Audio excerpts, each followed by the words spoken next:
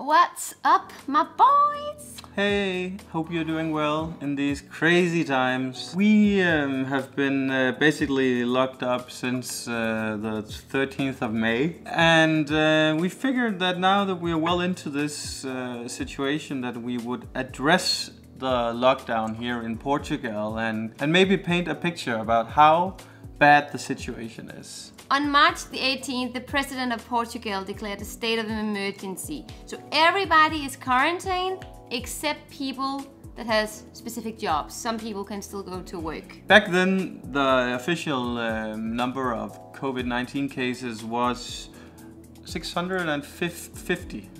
Now it's April 1st and we're looking at 8,251. This is not going to stop anytime soon, it appears. Today the president is talking about extending the quarantine, and of course that will happen because this is what's happening in the rest of the world. Although the situation in Portugal isn't as bad as in other countries, it is increasingly getting worse, and that is something we can definitely feel. The way it's getting worse is that, well, obviously more cases of the virus, but also more deaths, and also how it affects everybody in quarantine. Yeah. The quarantine is getting stricter and stricter, it seemed. Yesterday when we were going to the supermarket, there was like police officers on every second street corners, police officers patrolling the streets in massive numbers. It's almost like a parallel universe we're living in. Police is now asking people where they are going and why they are going, and if you don't have a valid answer to that question, you will be asked to return back to where you came from. For me, like this whole situation here has been hard to fully understand in terms of, okay, we have a quarantine, but what are we allowed to do exactly? Because apparently you can go to the pharmacy and queue up, and the same at the supermarkets. It's so weird because if we are supposed to be away from each other, it makes no sense that you have to stand in line for maybe 30 minutes right next to another person who isn't wearing a mask or anything. So where is the rationale in that point? We went to the supermarket yesterday and there was like, it was full of people. And I'm like, what is the point of sitting in our home if everybody just goes down in a supermarket and stand in line next to each other? 5-6 days ago, they had very strict measures where it's like only this many people is allowed inside the shop, the supermarket, but like they removed it. So now it's just like 9 to 7, everybody can walk in. And just recently, the police have started to make checkpoints around the country. So if you're going out or in from Lisbon, you actually can be stopped by the police, and if you don't have a valid document about where you are going, you can be fined and you can be asked to go back home. Well, that's the thing, Amalie. I don't know exactly if you will get fined. Yeah, see, everything is so mixed. Some media says one thing and other media says another thing. It's very, very difficult here in Portugal to figure out what are the actual rules. Yeah. But it makes no sense that you're not allowed to go out of Lisbon, because in Lisbon there are a lot of people living in here. And if you have a vacation home in the middle of nowhere, why wouldn't you want to go down there to be by yourself in that vacation home? It's a hard situation, and there's a lot of different takes on what you should do and what you shouldn't do. But I'm trying to understand the reasoning behind of many of the things that's going on, because exactly as Amalie says, why are we not allowed to hide in a house in the middle of nowhere? But what have we been doing since we quarantined ourselves the 13th of March? Yeah. We made a video about some of the things we've been doing. 20 fun things to do when you are in quarantine, and I think we've done them all a couple of times now.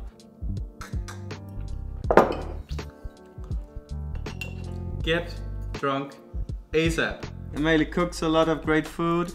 I cook way too much food. We are getting fatter and fatter. I drink much more than I usually do, and you all guys, you know how much I drink normally. So. Drunk ASAP.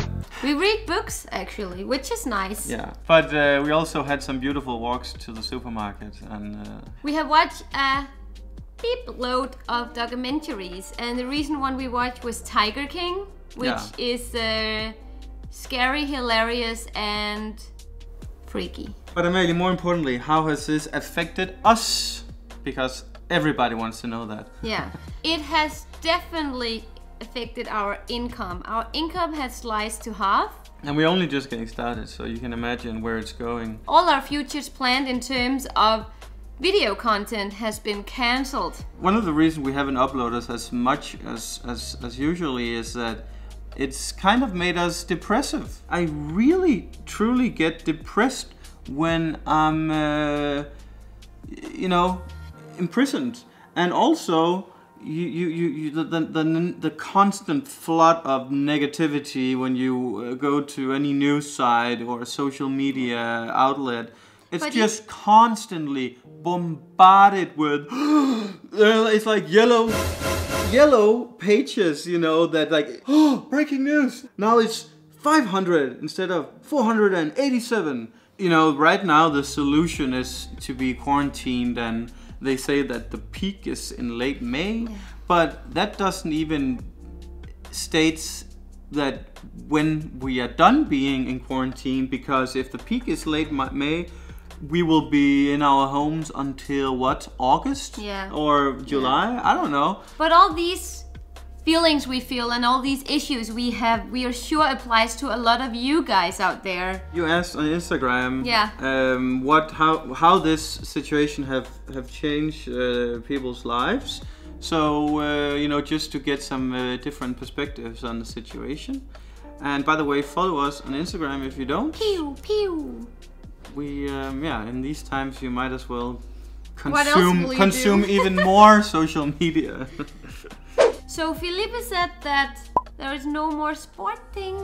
Yeah. And that's true, no more football for us to watch. That's true. I miss going to the games, and we had packed. It was lined up with amazing games here, in the spring. Taça Final, who was gonna win the league. I don't even know if they're gonna finish the league. I don't know what's gonna happen, but I know that I'm still watching our old videos just to, feel a bit like football. If you miss the football vlogs, there's a playlist of all our football vlogs. There's a little bit up there. Yeah. Wake up time has changed, Margarita says, and I think most of us can relate to that. I can't hug my parents. They're 84 and 80 years old. Yeah, see, that's a sad thing. Oh God. This feels like a Swedish winter. Lol, too much time locked inside. Yeah.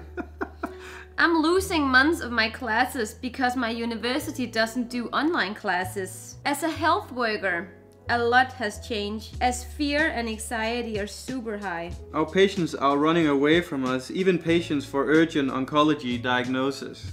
Can you imagine that? People who might be terminally ill or become terminally ill if they don't get a checkup now. Yeah. I'm afraid of what the future will bring. There will be a lot more poverty in Portugal for sure. All around the world. Okay, this one is fun. Netflix no longer asks me if I'm still watching. I drive to work with no traffic. That's about it. A lot of people also keep getting more anxiety because they have no idea what the future brings. People still loses jobs. If you look at this graph from America, you can see the history of unemployment from period to period. And this just goes to show how insane it is. Yeah. This is unprecedented. I'm also afraid of how this is gonna change the life of humanity, because our everyday life is gonna change a lot after this. Not only because we might face a very big financial crisis, but also because the mentality is going to change. People are going to fear to socialize much more. Yeah, for us, what's happening to the tourism industry, that's what I fear. Obviously, we're all thinking about ourselves in the end. What's going to happen with all the airlines? Because right now, no airlines are really flying, and airlines are living paycheck to paycheck basically, so half of them will probably go bankrupt. Yeah, and also for us, we're gonna think about, like, for our future, can we continue make videos? Can we afford not to earn anything in the future? I don't think we can. I'm thinking about the restaurants and bars. Yeah. Half of all restaurants here in Lisbon, they will have to close up shop. And they are these extraordinary expensive locations, and they still have to pay rent with money that doesn't come to their business. Yeah. Well, that's another topic. But you know, we can continue talking about all the negative things, the negative consequences of all this. But if we were to look on the positive side, what excites us about the idea of this situation coming to an end? Because even though there will be excruciating financial ramification for a lot of people, it's still going to be nice to get out of your door without cops policing the streets. I think that after this, people are going to appreciate the freedom that we have much more. And probably will be much more conscious and aware of our own place and how we are. Like, we're going to be more clean, more hygienic, I think. Yeah, maybe that's a good. I'm excited about the prospect of going into a public toilet and it's clean. Yeah, imagine, right? No. I'm dreaming about the idea of going to a rooftop bar and having a drink and enjoying the warm weather and or just going along Rio Tejo and just sit there, enjoy the sunset. Going to a good restaurant, yeah, let's hope for the best. There's nothing we can do. We really want to know how you guys are feeling about this situation. What do you do right now? What are you afraid of? What are you excited for? So comment below, guys. Thanks for watching this. Maybe we'll do another update in some time, but we'll try to get back to making more videos and be more positive, because that's what we really need these days. Obrigada por ver o vídeo. Até logo. Até logo.